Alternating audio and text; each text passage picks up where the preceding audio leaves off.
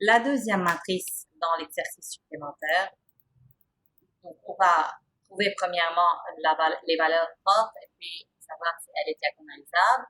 Et aussi, je veux répondre à la question, déterminer une matrice P inversible, telle que P-1 fois P soit une matrice diagonale.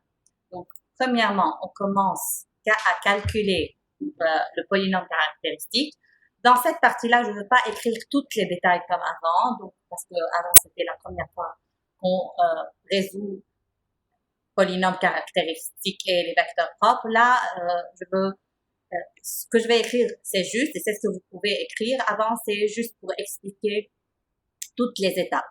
Donc, premièrement, A moins lambda I, donc on retranche lambda pour les termes de la diagonale. On peut maintenant calculer le déterminant suivant la première ligne. Donc, ça va être moins 2 moins lambda fois 1 moins lambda au carré moins 3 au carré. Donc, c'est 1 moins lambda moins 3, facteur de 1 moins lambda plus 3. Donc, en faisant le calcul, on va obtenir 2 plus lambda au carré, facteur de 4 moins lambda. Donc, on a deux valeurs propres, moins 2 et 4. Et moins 2, c'est une racine double, parce que vous avez au carré. Donc, l'ordre de multiplicité de moins 2, c'est 2. Et l'ordre de multiplicité de 4, c'est 1, parce qu'on a 4, c'est une racine simple. Donc, on sait que la multiplicité algébrique de la valeur propre moins 2, elle est égale à 2, alors que la multiplicité algébrique de la valeur propre 4, c'est égal à 1. Donc, on ne peut pas déduire comme avant si elle est diagonalisable, oui ou non. Pourquoi?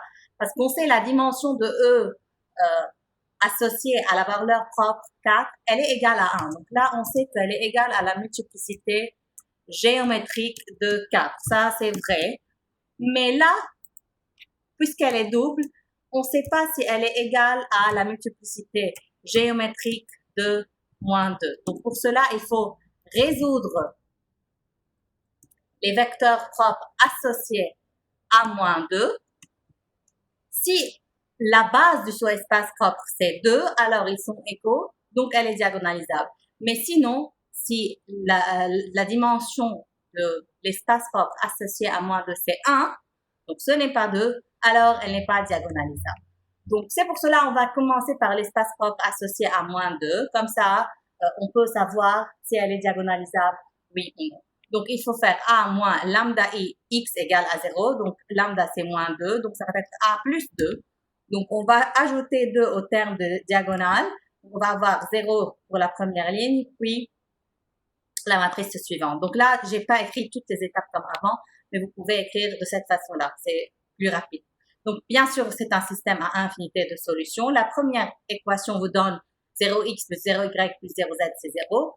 Alors que la deuxième, directement, on fait sur 3. Ça va être moins x plus y plus z égale à 0. Et c'est la même chose que la ligne 3 sur 3.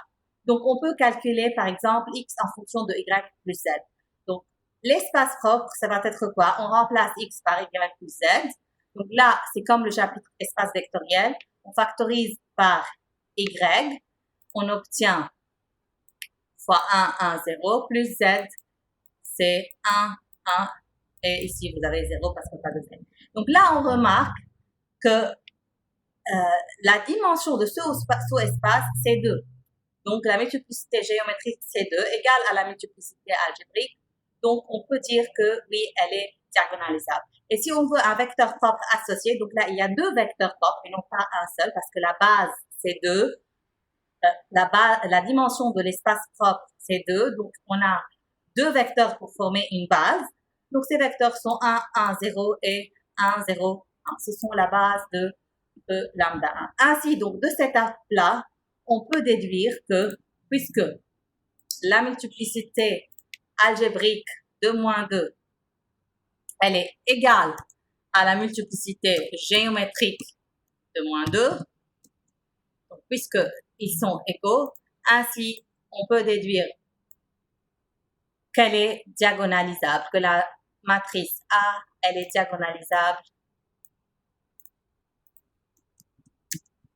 Diagonalisable.